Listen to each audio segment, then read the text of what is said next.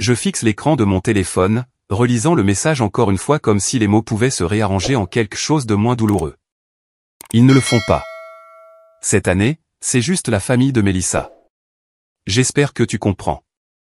La lumière vive du soleil de novembre traverse les baies vitrées de mon appartement de Boston, se reflétant sur le vase en cristal pour lequel j'ai fait une folie la semaine dernière. Dehors, des voiliers parsèment le port, leurs voiles blanches s'éclatant sur l'eau profonde. Tout dans cet espace que j'ai créé respire le succès. Le mobilier minimaliste dans des tons de blanc et de gris doux, les œuvres d'art originales, les surfaces dégagées. Rien ne trahit le sentiment de vide qui se propage dans ma poitrine. Mon pouce survole l'écran. Une douzaine de réponses se forment et se dissolvent dans mon esprit. Des questions. Des accusations. S'il te plaît. Finalement, je tape un seul mot. Profitez-en. Je pose délicatement le téléphone sur le comptoir en marbre, puis j'appuie mes paumes à plat contre la surface fraîche. Mon reflet dans le granit poli montre une femme posée, réussie, imperturbable. Seul le léger tremblement de mes mains révèle la vérité. Hier encore, j'étais chez Williams-Sonoma, en train de choisir des chaussettes de Noël personnalisées pour mes nièces et neveux, un plaid en cachemire pour grand-mère Margaret, une bouteille de scotch spécial pour oncle Robert. Même une planche à fromage sculptée à la main pour tante Linda et oncle Jim, mes parents malgré notre relation tendue. Grand-mère Margaret avait appelé la semaine dernière, sa voix chaude d'affection. « Tu viens toujours pour Thanksgiving chez tes parents, n'est-ce pas? J'ai hâte de te voir, ma chérie. » Je ne manquerai ça pour rien au monde, lui avais-je dit, souriant tout en remuant la sauce au canneberge que j'avais perfectionnée à partir de sa recette. 3 essais plus tard, elle était enfin parfaite, acidulée mais douce, avec juste assez d'épices. Parfaite pour la table du dîner familial.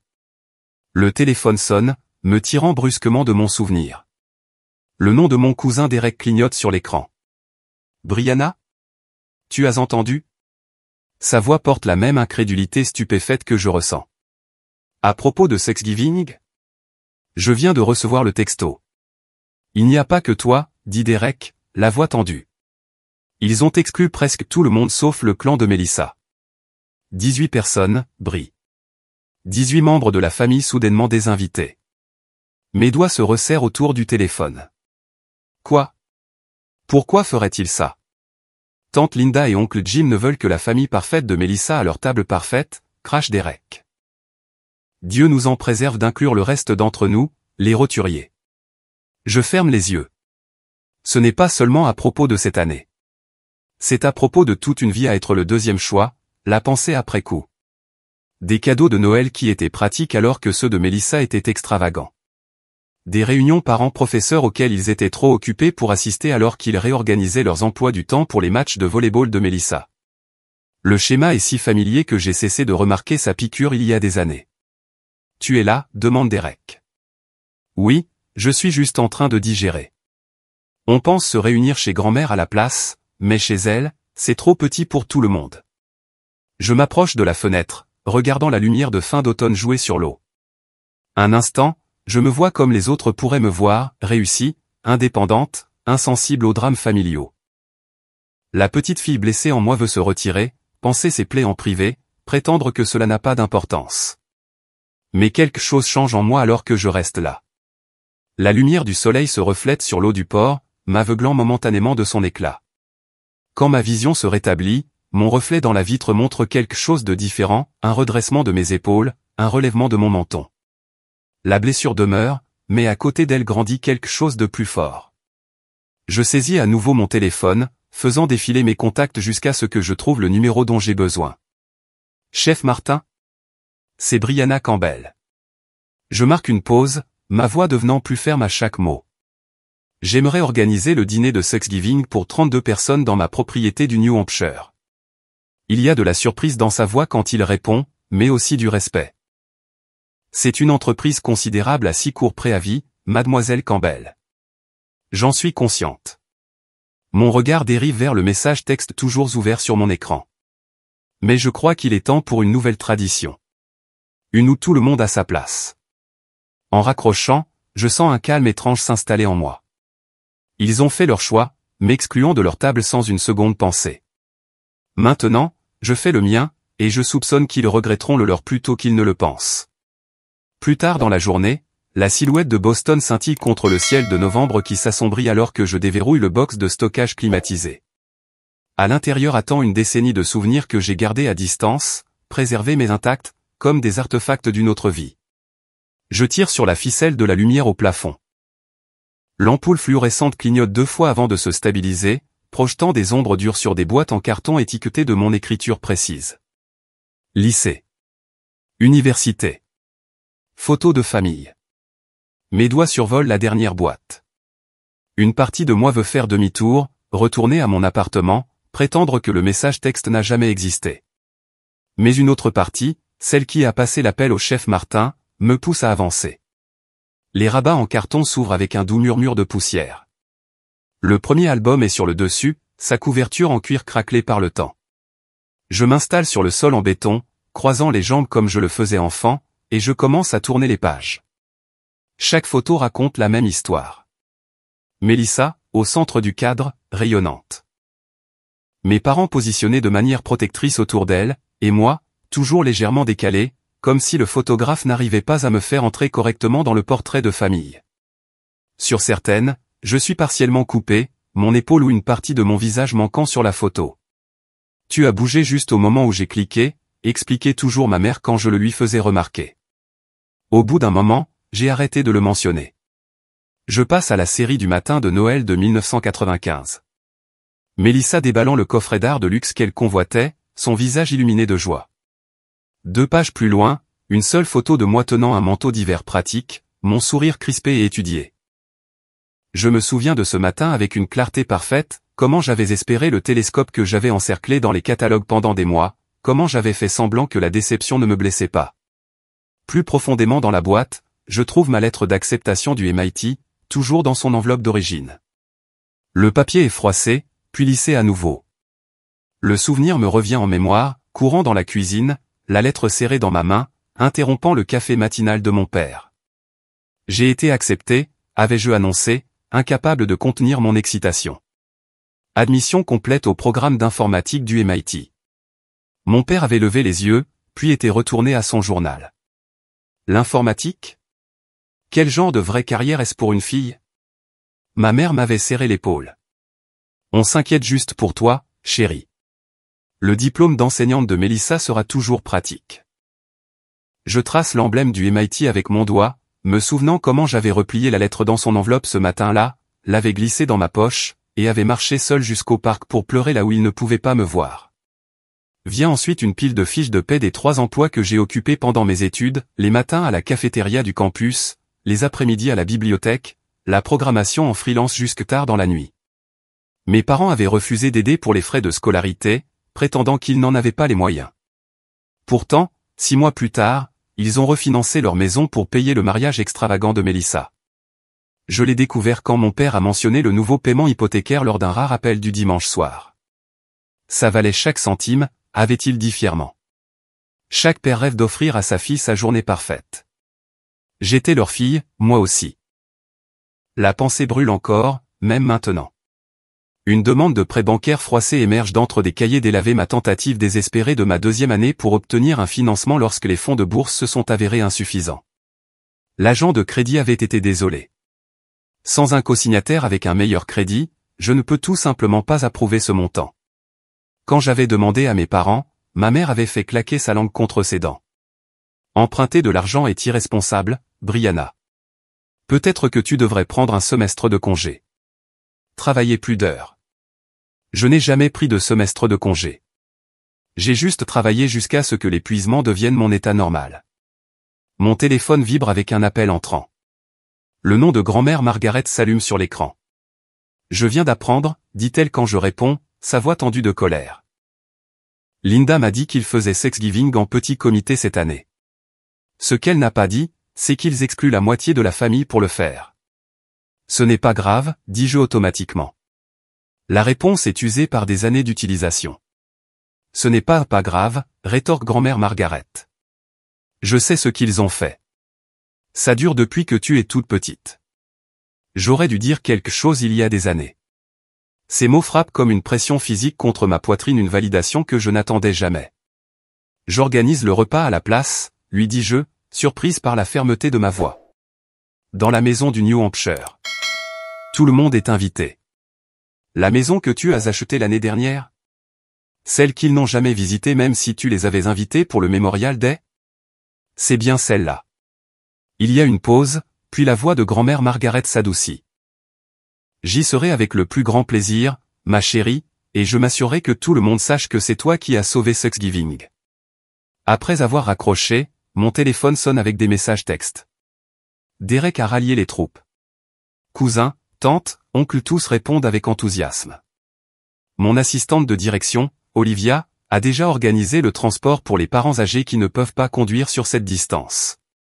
Le chef Martin a envoyé une proposition de menu qui honore nos traditions familiales tout en les rehaussant pour en faire quelque chose de spécial. Je range les souvenirs, scellant la boîte avec plus de soin qu'elle ne le mérite probablement. Demain, je conduirai jusqu'au New Hampshire pour préparer la maison. Le lendemain, l'allée sinueuse menant à ma propriété est bordée d'érables centenaires, leurs branches maintenant nues contre le ciel gris de novembre. Le manoir de style néocolonial apparaît au dernier virage, ses colonnes blanches montant la garde contre la brique vieillie, ses fenêtres brillant comme des yeux vigilants. 6,2 millions de dollars. Le chiffre m'avait à peine marqué lorsque j'ai signé les papiers l'année dernière. Juste une autre transaction, un autre investissement. Je n'aurais jamais pensé l'utiliser réellement comme une maison. Alan, le gardien, m'accueille à la porte d'entrée. Son visage buriné se plisse en un sourire. Vous tombez bien, Madame Campbell. Le service météorologique prévoit de la neige la semaine prochaine.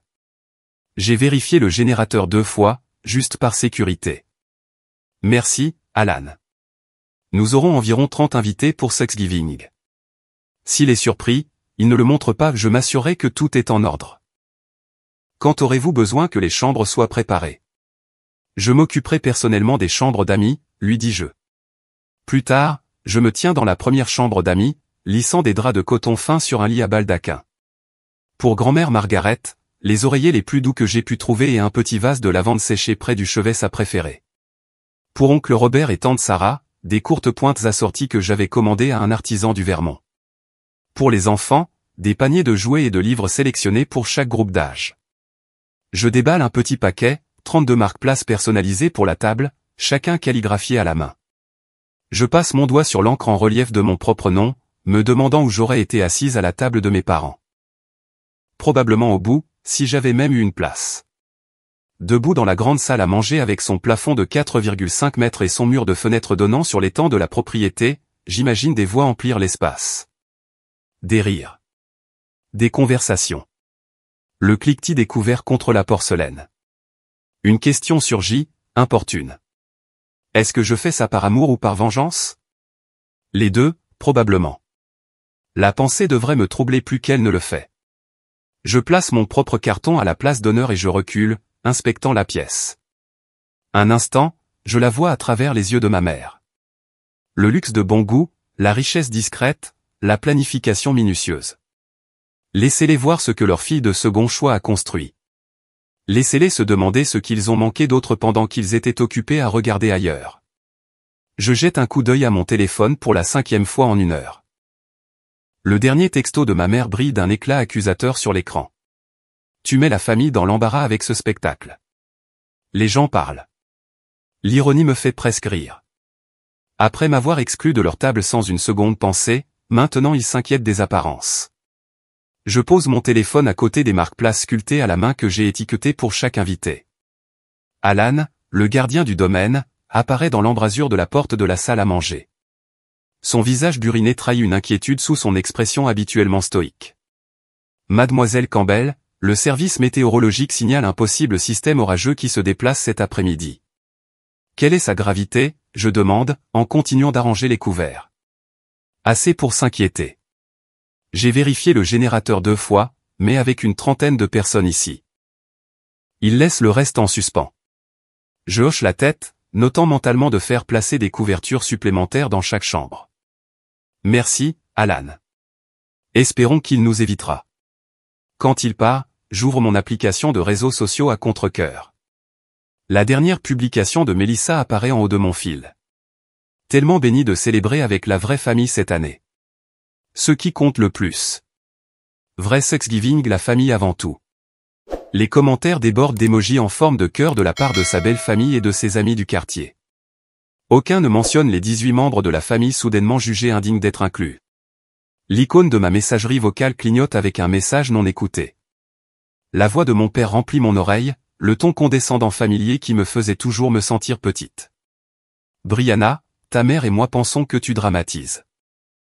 Si tu voulais organiser ton propre dîner, tu aurais pu en discuter avec nous au lieu de. Je supprime le message avant qu'il ne puisse finir.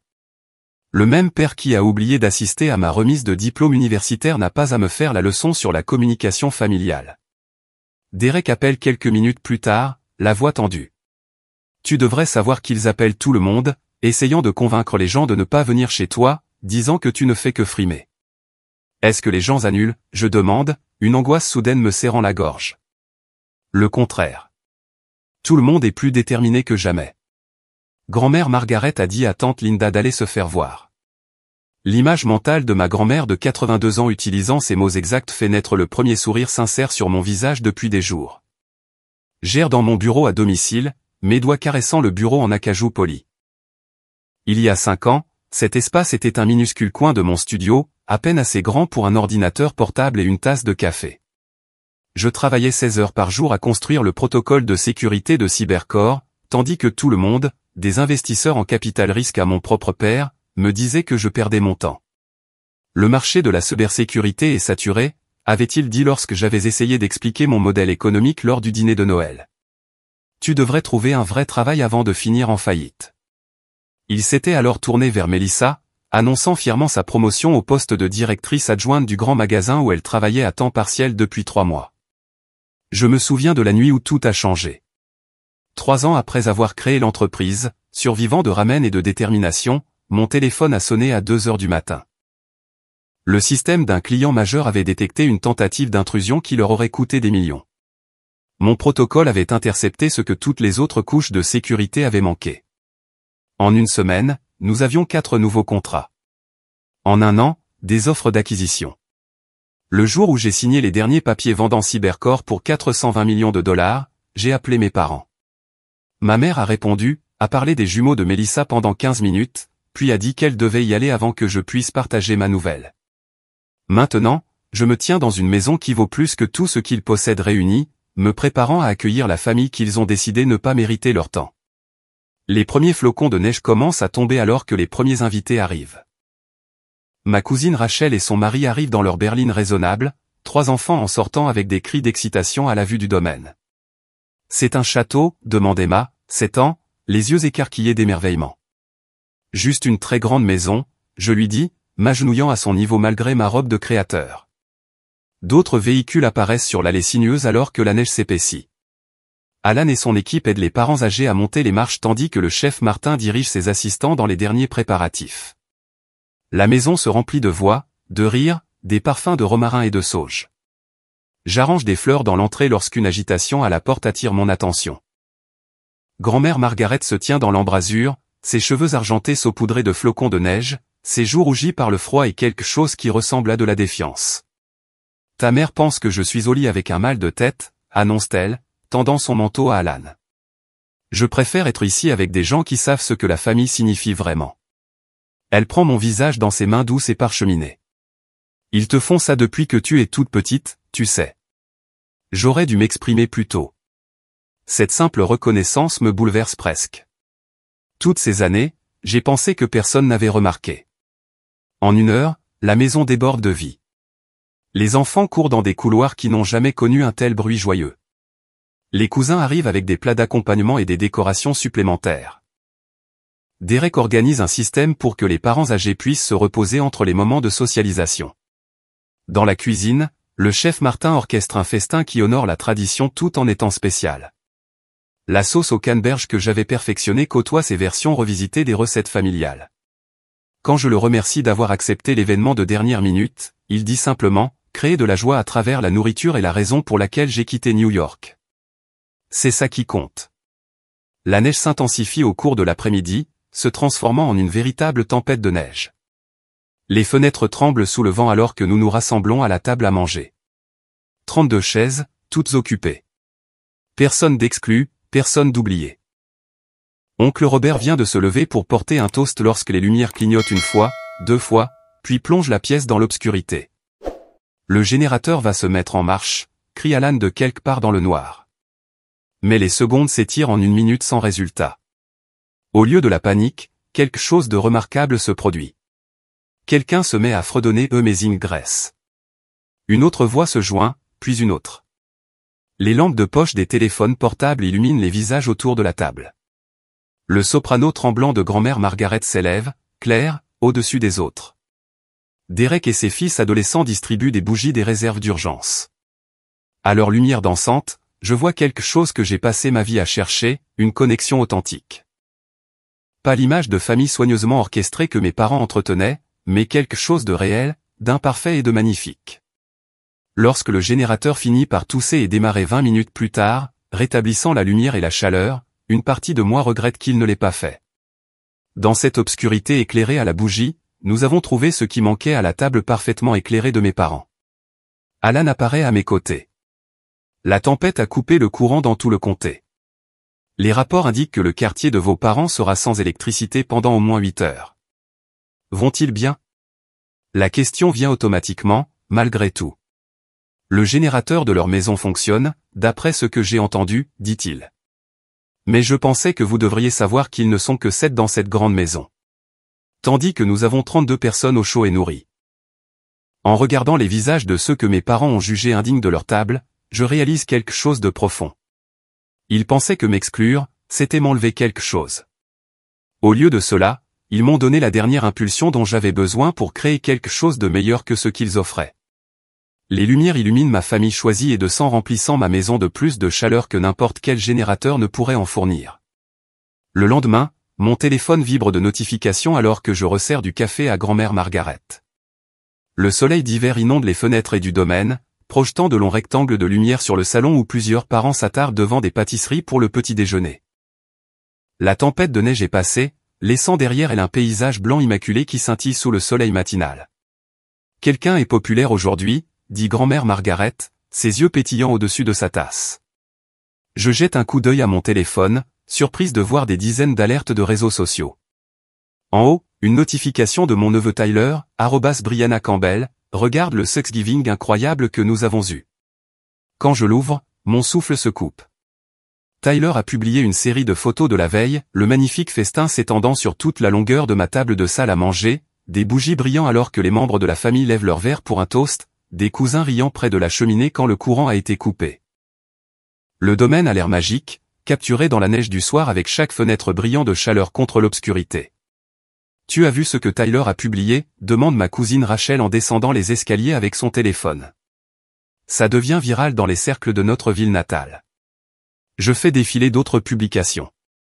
Mon cousin Derek a partagé une vidéo de tout le monde chantant près de la cheminée, les voix se mêlant en harmonie tandis que la neige tombait dehors. Tante Hélène a téléchargé une superbe photo de la table des desserts avec la tarte aux pommes et canneberge du chef Martin en vedette. Dans presque chaque photo, la joie est palpable. Mais je remarque autre chose. Tu n'es presque sur aucune d'entre elles, observe Rachel, regardant par-dessus mon épaule. Je hoche la tête. Je n'en avais pas besoin. Le rassemblement parle de lui-même. Mon téléphone sonne. Les sourcils de Rachel se lèvent en apercevant l'écran. Le mari de Mélissa, murmure-t-elle avant de s'éloigner discrètement. Allô, Robert, je réponds, me dirigeant vers la cuisine. Brianna, sa voix semble tendue. Je voulais juste dire que la journée d'hier avait l'air sympa. Elle l'était, je réponds simplement. Il s'éclaircit la gorge. J'ai accidentellement identifié tes parents dans un commentaire sur la publication de Tyler. Mélissa est assez contrariée. La compréhension se fait jour. Je vois. Ta mère a appelé ce matin.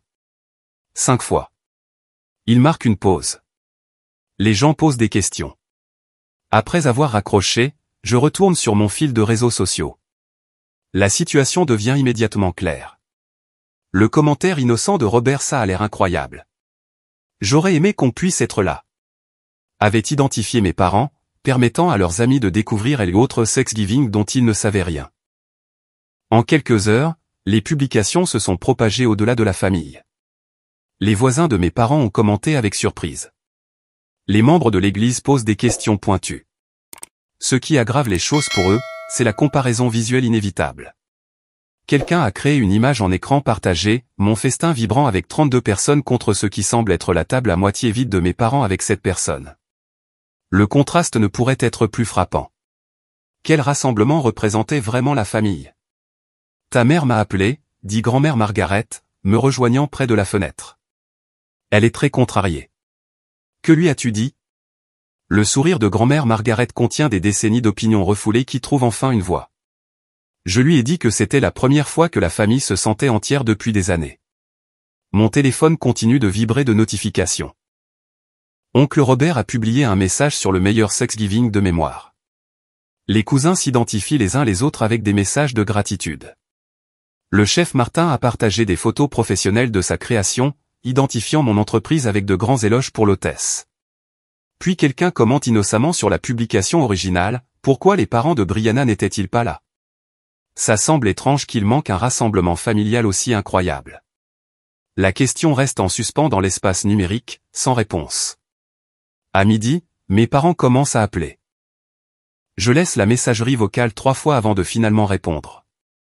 Comment as-tu pu nous faire ça? La voix de ma mère tremble de colère plutôt que de remords.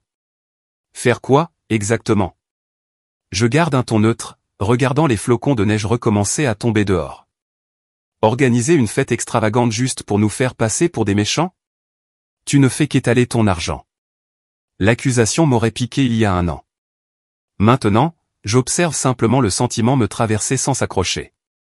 Je n'ai dressé une autre table que parce que vous m'avez dit que je n'étais pas invité à la vôtre. Tu sais que ce n'était pas... Elle s'arrête brusquement alors que la voix de mon père gronde en arrière-plan. Mets-le sur haut-parleur, je suggère. Il y a un bruit de tâtonnement, puis la voix de mon père.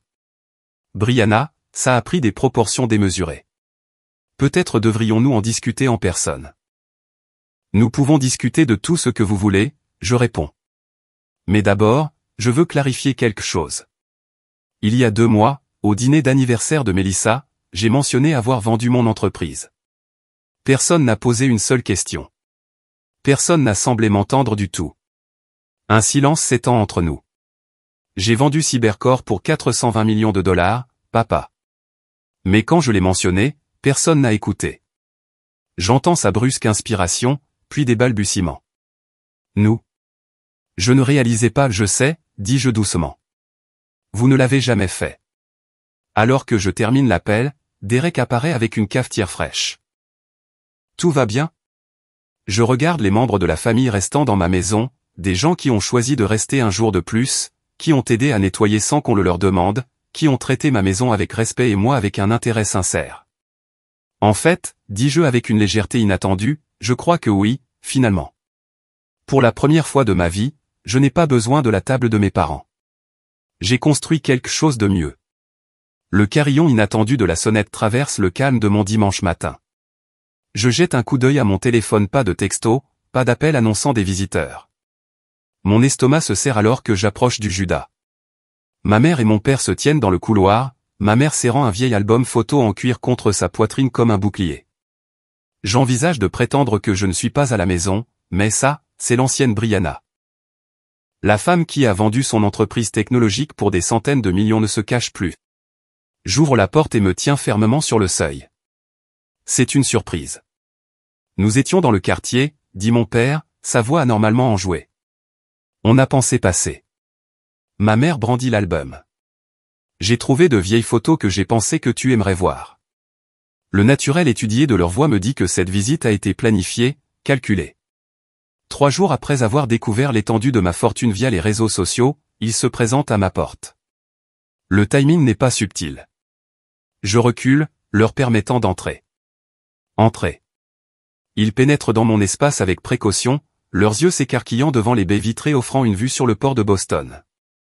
Ma mère passe son doigt sur mon comptoir en marbre tandis que mon père examine le Rothko original sur le mur de ma salle à manger. « Bel endroit que tu as là, dit-il. » Je ne réponds pas à ce commentaire de pêche aux informations. Au lieu de cela, je fais un geste vers le salon. « Voulez-vous vous asseoir ?» Il se perche sur mon canapé blanc, semblant soudainement petit dans le décor de ma réussite. Ma mère ouvre l'album photo sur la table basse. Tu te souviens de cet anniversaire? Tu avais 8 ans. Elle pointe une photo où la petite Mélissa se tient au centre du cadre, soufflant les bougies d'un gâteau, tandis que je suis en marge, mon visage à moitié coupé de l'image. Je me souviens, dis-je doucement. C'est l'année où vous avez oublié de me prendre un gâteau. Pour mon anniversaire 3 mois plus tard, grand-mère Margaret a fait des cupcakes à la place. Le sourire de ma mère vacille. Ce n'est pas si, j'interromps, ma voix ferme. J'ai les entrées de mon journal. Je vais dans mon bureau et reviens avec une boîte de rangement. L'étiquette indique simplement « preuve ». Je les collectionne depuis des années, non pas pour cette confrontation, mais pour ma propre santé mentale, pour confirmer que je n'imaginais pas le schéma. Qu'est-ce que c'est que tout ça, demande mon père, son front se plissant. De la documentation. Je m'assois en face d'eux et commence à sortir méthodiquement des objets. Ma lettre d'acceptation du MIT. Je pose le papier froissé sur la table. Vous n'êtes jamais venu à la cérémonie. Le tournoi de volley-ball de Mélissa avait lieu ce week-end-là. Ma mère se tortille, mal à l'aise. C'était important pour sa carrière. Mes relevés bancaires de l'université. Je pose un dossier. 3 emplois pour couvrir les frais de scolarité après que vous avez refusé de co-signer mes prêts étudiants. Nous ne pouvions pas nous permettre de nous endetter davantage à l'époque, proteste mon père. La même année où vous avez refinancé la maison pour le mariage de Mélissa, je garde une voix factuelle, non accusatrice. C'est la thérapeute que je vois depuis 4 ans qui me l'a appris. Leurs yeux se croisent. Une conversation silencieuse dont j'ai été témoin toute ma vie.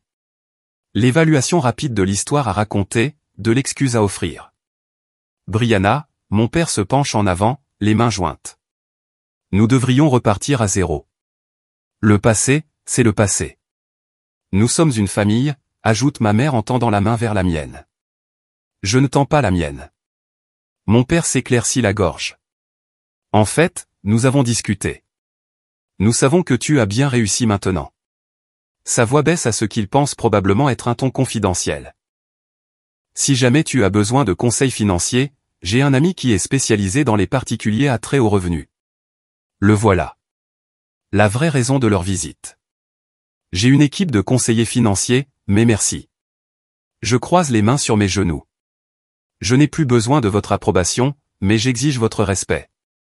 Le visage de ma mère rougit. Nous t'avons toujours respecté. Je sors un petit journal avec une couverture de licorne délavée. 12 août 1998. Maman a dit que mon projet de science était de la frime. Mélissa a eu une nouvelle robe pour être jolie le jour de la photo. Je tourne les pages. 30 novembre 2001. Papa a ri quand j'ai dit que je voulais apprendre la programmation. Il a dit que les ordinateurs, c'est pour les garçons qui ne savent pas faire de sport. Le silence qui suit semble lourd de 3 décennies de petite cruauté. Mon téléphone sonne, nous surprenant tous. Le nom de Mélissa clignote sur l'écran. Le timing est si parfait qu'il semble presque mis en scène, bien que je sache que ce n'est pas le cas. C'est ta sœur, dis-je, en répondant et en mettant le haut-parleur sans prévenir. Salut, Mélissa. Je suis avec maman et papa en ce moment. Une pause. Oh. Ils sont là. Sa voix semble étrange, hésitante. Ils ont apporté des albums photos, je garde un ton neutre. Brianna, dit soudain Mélissa. Je dois te dire quelque chose. J'ai réfléchi depuis Thanksgiving. Elle prend une inspiration audible. J'ai toujours été jalouse. Tu es plus intelligente, plus courageuse, plus libre. Être la fille parfaite était juste ma façon de cacher ma peur de perdre. Le hoquet de ma mère est vif, sa main couvrant sa bouche. De quoi parles-tu? Demande mon père en se penchant vers le téléphone. Vous savez exactement de quoi je parle, dit Mélissa, sa voix gagnant en force. Vous nous avez monté l'une contre l'autre toute notre vie. J'obtenais de l'attention en étant docile. Brianna était punie pour être exceptionnelle. La sonnette retentit de nouveau. Cette fois, je sais qui c'est avant d'ouvrir la porte. Grand-mère Margaret se tient dans le couloir, ses cheveux argentés coiffés en son chignon soigné habituel, ses yeux clairs et déterminés. Je les ai suivis, dit-elle sans préambule, passant devant moi. Elle s'arrête en voyant mes parents sur le canapé, la boîte de preuves entre eux. Bien. Vous avez enfin cette conversation. Maman, ça ne te concerne pas, commence ma mère. J'ai regardé ça se produire pendant des décennies et je ne resterai plus silencieuse. La voix de grand-mère porte l'autorité tranquille de quelqu'un qui a choisi son moment avec soin. Chaque fois que Brianna a accompli quelque chose d'extraordinaire, vous avez trouvé un moyen de le diminuer. Chaque fois qu'elle avait besoin de soutien, vous étiez manifestement absent. Nous avons tout donné à nos 2 filles, proteste mon père en se levant. Non, disent 3 voix à l'unisson, la mienne, celle de grand-mère et celle de Mélissa au téléphone. Je regarde quelque chose se briser enfin dans la façade soigneusement entretenue de ma mère. Ses épaules s'affaissent, et des larmes passent celles manipulatrices que j'ai vues auparavant quand elle voulait quelque chose, mais de vraies larmes coulent sur ses joues. Je ne réalisais pas, murmure-t-elle. Je n'ai pas vu. Ce n'est pas une excuse, pas encore, mais c'est la première fissure dans un mur qui s'est dressé entre nous toute ma vie. Je ne me précipite pas pour la réconforter. Cette fille-là n'existe plus. Au lieu de cela, je me tiens droite, entourée de mon système de soutien choisi, grand-mère physiquement présente, Mélissa étonnamment alliée à distance. Maintenant, si, dis-je simplement. Alors, ce qui se passera ensuite est votre choix. La neige s'accumule contre les fenêtres de ma propriété du New Hampshire, transformant le paysage en un pays des merveilles hivernales. Les lumières de Noël scintillent le long des avant-toits, se reflétant sur la couverture blanche immaculée qui recouvre les 40 acres. À l'intérieur, les feux crépitent dans 3 foyers différents, tandis que l'odeur de pain et de cannelle emplit l'air. Un mois s'est écoulé depuis Thanksgiving. Un mois de messages textes prudents, d'appels téléphoniques hésitants, et d'un café en larmes avec ma sœur. Maintenant, je regarde par la baie vitrée 2 voitures entrer dans l'allée circulaire. Mes parents sortent de l'une, leurs mouvements hésitants. La famille de Mélissa sort de l'autre, son mari Tom maîtrisant leurs 3 enfants alors qu'ils se précipitent vers la porte d'entrée. Mes doigts se resserrent autour de ma tasse de café. Ils sont là. Lorsque la sonnette retentit, je l'ouvre moi-même plutôt que de laisser Alan s'en charger. Ma mère se tient là avec un plat recouvert de papier d'aluminium, ses yeux s'écarquillant en découvrant le grand hall d'entrée avec son plafond vertigineux et son magnifique escalier en colimaçon. « Bienvenue », dis-je en reculant pour les laisser entrer. Les enfants passent en trombe, poussant des cris de joie à la vue du sapin de Noël de 4,50 m qui domine la grande salle. Nous avons apporté de la purée de patates douces, maman offre le plat comme une offrande de paix. Je le prends avec un sourire qui ne semble que légèrement forcé. Parfait. La cuisine est par là. La conversation commence maladroitement mais se détend progressivement à mesure que tout le monde s'installe. Les rires des enfants résonnent dans des pièces qui étaient autrefois silencieuses, remplissant les pauses inconfortables de leur joie innocente. Plus tard, je me retrouve seul dans la cuisine avec maman, en train de déballer les plats de service. Sans que je le demande, elle retrousse ses manches et commence à disposer les amuse-gueules sur des plateaux, travaillant à mes côtés plutôt que de diriger chacun de mes mouvements. « Ta maison est magnifique », dit-elle doucement. « Je n'ai jamais vraiment compris ce que tu as construit pour toi-même. » Je lève les yeux, croisant son regard. « Merci d'être venu. » Dans la salle à manger, le chef Martin s'est surpassé. La longue table en acajou s'étend sous des lustres en cristal, chaque couvert personnalisé. Personne n'est assis en bout de table, la disposition circulaire garantit que chacun occupe un espace égal. Papa marque une pause avant de s'asseoir, inspectant la famille réunie. Avant de manger, j'aimerais dire quelque chose. Il s'éclaircit la gorge. À l'apprentissage de nos erreurs. Les verres se lèvent au milieu d'un murmure d'approbation. Quand je lève les yeux, je trouve la main de maman posée légèrement sur mon épaule, un contact si hésitant qu'il pourrait s'envoler. Après le dîner, Mélissa me trouve près du sapin de Noël, ses lumières projetant des ombres colorées sur nos visages. « Merci », murmure-t-elle, « d'avoir donné à tes enfants leur famille entière. » Mon téléphone vibre avec un texto de Derek, fier de toi de leur donner une seconde chance. Je souris, regardant autour de la pièce. Le chef Martin discute avec mes oncles tandis qu'Alan, qui n'est plus seulement le gardien mais fait partie de notre cercle, aide grand-mère Margaret avec son assiette de dessert. Même le personnel que j'avais insisté pour qu'il se joigne à nous plutôt que de travailler seul à Noël se mêle confortablement aux parents. Lorsque les verres sont levés pour un dernier toast, maman se lève. Sa voix vacille mais devient plus forte à chaque mot. À de nouveaux départs, et à notre fille extraordinaire. Plus tard, alors que la neige tombe doucement dehors, je me tiens dans l'embrasure de la porte, regardant ma famille maintenant complète. Les enfants somnolent sur les genoux, les adultes partagent des histoires, et les rires ondulent dans la pièce. La vérité s'installe dans mon cœur comme une braise chaude. La famille, ce n'est pas seulement le sang, ce sont les gens qui vous apprécient vraiment. Être exclu de leur table m'a permis de créer la mienne, où tout le monde est respecté. Le prochain Thanksgiving, je le ferai encore plus grand. Tout le monde mérite une place.